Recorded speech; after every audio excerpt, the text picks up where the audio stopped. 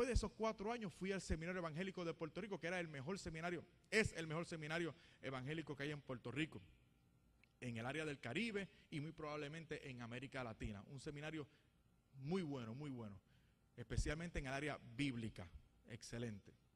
Así que yo comienzo a estudiar más profundamente esto de la Escritura, porque a mí me latía que la cosa no era tan fácil nada.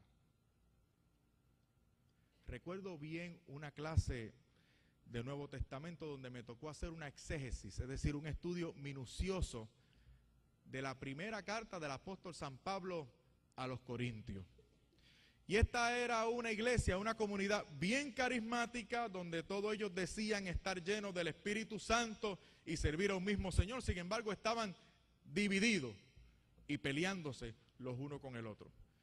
Y me doy cuenta, y está claramente en Primera de Corintios, el énfasis, el trabajo de Pablo para mantener la unidad de aquella iglesia, que era lo que yo veía en mi mundo pentecostal.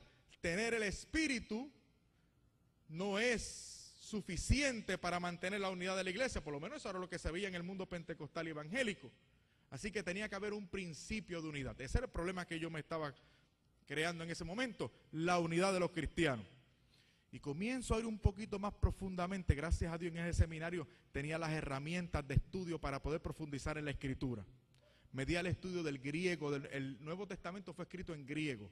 Así que yo estudiaba los manuscritos, el griego, y trataba de profundizar en todo eso para leer de las fuentes originales. Y yo me empapo de todo aquello. Y entro al Nuevo Testamento.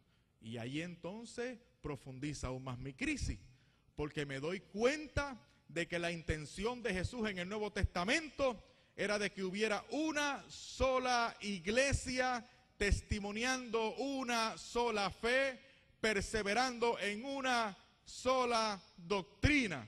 Y me di cuenta de que el trabajo de los apóstoles era fundar iglesias, llevar el evangelio, continuar las enseñanzas de Jesús, manteniendo la unidad de la fe que el Señor les había encargado. Interesante. No es la cosa tan fácil como yo me creía. En el capítulo 10 de Juan, específicamente en el versículo 16, me encontré con aquellas palabras del Señor diciéndole a sus discípulos: yo voy a traer otras ovejas que no son de este rebaño, es decir, ustedes y yo. De manera que ellos van a conformar un solo rebaño para que haya un solo pastor. ¿Por qué era importante esto? Vamos a dejarnos llevar entonces por el Evangelio según San Juan, porque yo estoy leyendo el Evangelio según San Juan, porque yo quiero resolver este problema. Y me doy cuenta de que en los capítulos 14 y 16, más que nada capítulo 16, versículos del 12 al 15, aparece la promesa del Señor Jesús con su boca de comer, diciendo: yo no les voy a dejar huérfanos, yo les voy a conceder el Espíritu de verdad, el Espíritu Santo, que les va a guiar y les va a acompañar hacia toda verdad y hacia toda justicia. Entonces esto complicaba más aún mi conciencia, porque el Espíritu nos conduce a la verdad. Sin embargo, la evidencia que tenemos testificada frente a nosotros es que hay un montón de espíritus refiriéndonos a un montón de verdades diferentes y contradictorias entre sí. ¿Qué es lo que está pasando? ¿Cuál es la clave para todo esto? ¿De qué espíritu? ¿Dónde está ese espíritu? Y yo me quería volver loco y seguía profundizando aún más en la Escritura. Y me encontré, yo todavía recuerdo ese día, cuando me encontré de frente con el capítulo 17 de San Juan. Yo no sé cuántas Biblias hay por aquí hoy. Hay muchas Biblias hoy aquí en esta noche, ¿eh? Está el evangélico aquí, casi orilla. Vamos a partir del versículo 17, del capítulo 17.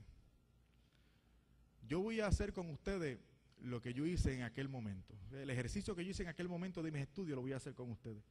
Voy a obviar todo tecnicismo exegético y voy a ir a lo que interesa. Santifícalos en la verdad. Tu palabra es la verdad. Como tú me has enviado al mundo, yo también los envío al mundo. Yo me di cuenta de que le estaba hablando a los discípulos.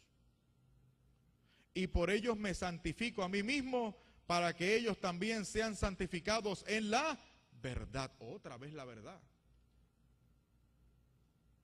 No ruego solo por estos, por sus discípulos, sino también por aquellos que por medio de su palabra creerán en mí, o sea, ustedes y yo, para que todos sean uno. Ah, caramba. Bueno, pero yo pensé, no debe ser una unidad física, constatable, debe ser una unidad romántica, New Age, algo que no comprometa de manera total y cabal la fe de todos nosotros, para que haya variedad. Eso pensé yo. A lo mejor es una unidad romántica. Pero continué leyendo. Como tú, Padre, en mí y yo en ti. Como tú, Padre, en mí y yo en ti. Estamos hablando de una unidad especial. Que ellos también sean uno en nosotros. La primera y segunda persona de la Santísima Trinidad están en comunicación, en el Espíritu, por supuesto. Y nosotros es necesario que cultivemos la unidad, una unidad semejante a la de ellos, de manera que seamos todos una unidad, es decir, nosotros en Dios y Dios en nosotros. Pero eso no muestra o no prueba todavía que sea una unidad que sea constatable, física, probable, tangible. Veamos a ver. Para que el mundo crea que tú me has enviado. Aquí tenemos un problema, porque si el mundo ve, es porque esa unidad existe, o por lo menos debería existir. Yo les he dado la gloria, esa palabra gloria, pues, ahondó, matizó mucho más mi crisis. Porque a mí me gustaba predicar desde mi púlpito, Dios no comparte su gloria con nadie. Los católicos hacen mal en creer que Dios comparte su gloria con santos, con vírgenes y con cosas de esas raras. Porque Dios no comparte su gloria con nadie, Él es un Dios celoso. Sin embargo, aquí me encontré con que yo les he dado la gloria que tú me diste, el Señor. Y volvía de nuevo la misma frase a martillarme la conciencia. Para que sean uno como nosotros somos. Yo en ellos y tú en mí. Y otra vez volvía. Para que sean perfectamente uno. Y el mundo conozca que tú me has enviado.